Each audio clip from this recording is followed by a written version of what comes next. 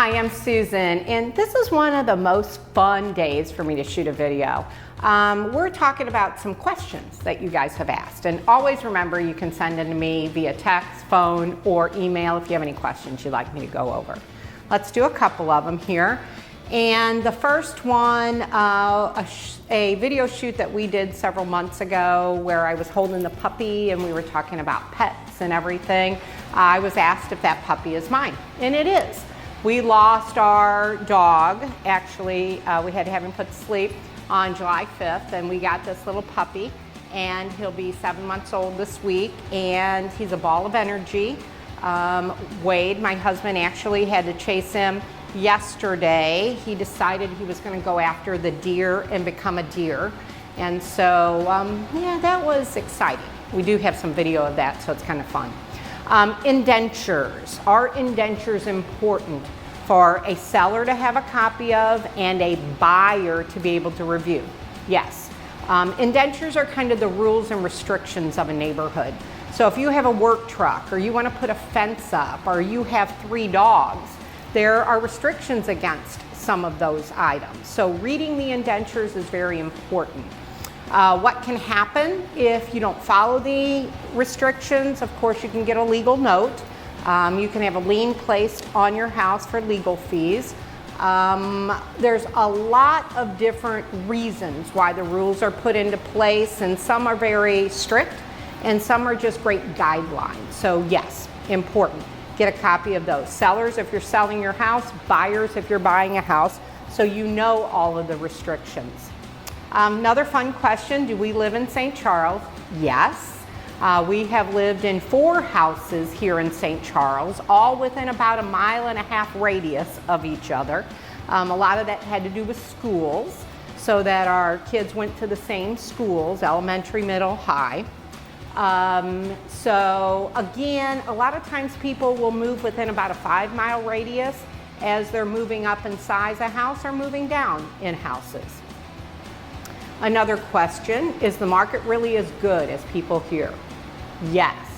If you want to sell your house for top dollar with the ease of selling quickly, this is the time. If you're afraid of selling your house and not buying a house, this might be the time that you capitalize on top of the market or ease of sale for a seller, and sit back and wait either to build or buy. Maybe an extended vacation. If you have a lake house and a house here, maybe spend a few weeks, a month at the lake while you're waiting for the great house to come up. I have several clients doing that right now. Another question, if you want me to list your house and you call me, will I be the one to list your house? Absolutely. If you call me, and we publicize our office number and my cell phone number, but if you ask for me, you get me. If you want to work with another agent from our company, you can do that as well. We have great agents that work for our company. But I'll guide you through the listing, the staging, the home prep, the negotiations of a contract, building inspection, appraisal, and closing in every step of the way. How many kids do I have? I have 4. Andrew, the middle boy, was the one on the billboards way back when.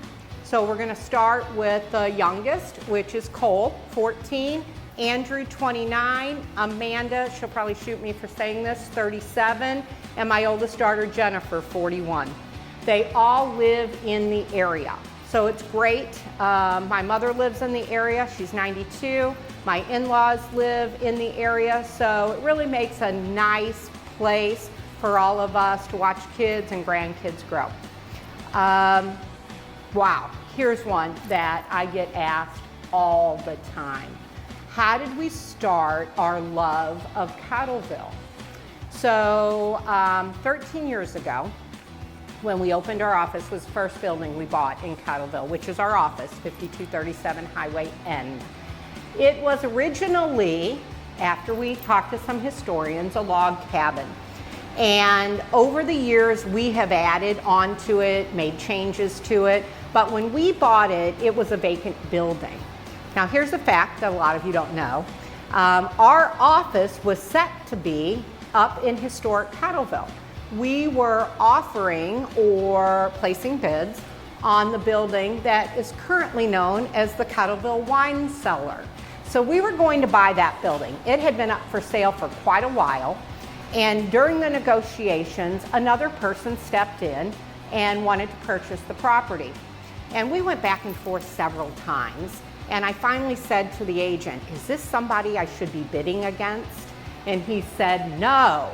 Come to find out that it was the mayor of Cottleville and a partner who had purchased that building to really start Cottleville, as we all know it, as the historic area with the Cottleville Wine Cellar. Great place. They've added on to it over the years, so another local place that hopefully you'll visit. Then came us making the offer on our office and making the changes there. We love it. We plan to stay there forever, of course.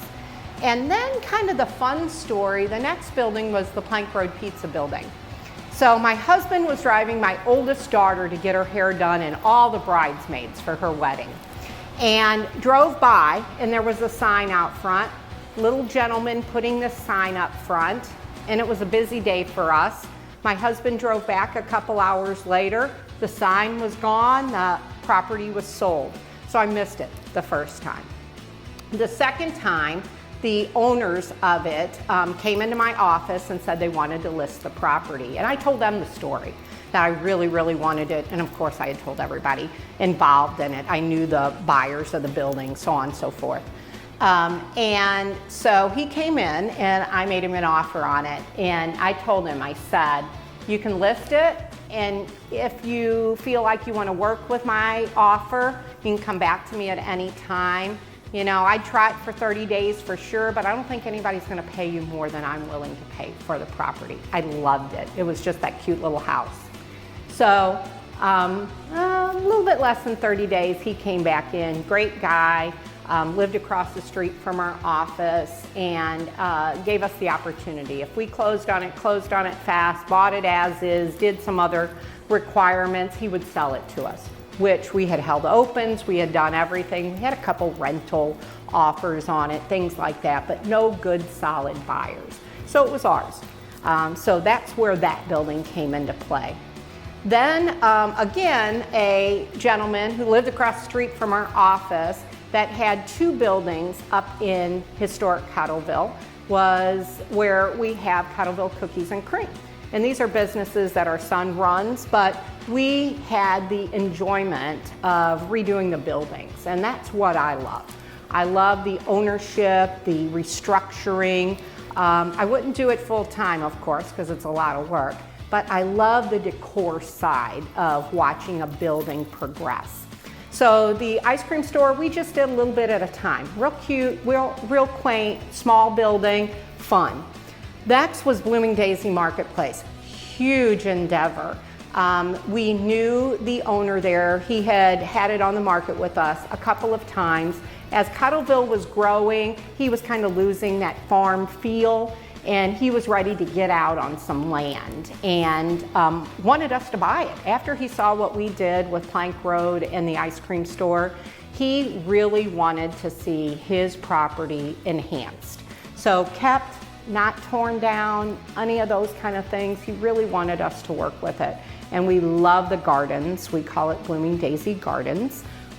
We have enhanced it with some farm animals, shops with over 50 local vendors, pavilion. It's just really a quaint place. It's actually my happy place. I say when anybody ever needs that uplift or relaxation, it's a great place to go.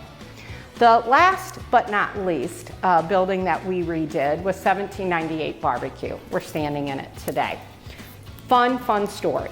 When we were rehabbing the pizza place, the neighbor said, "When we go to sell, you have to buy." And, you know, jokingly, of course, we said, "Oh, absolutely, we will. It was the first real rehab that we had done.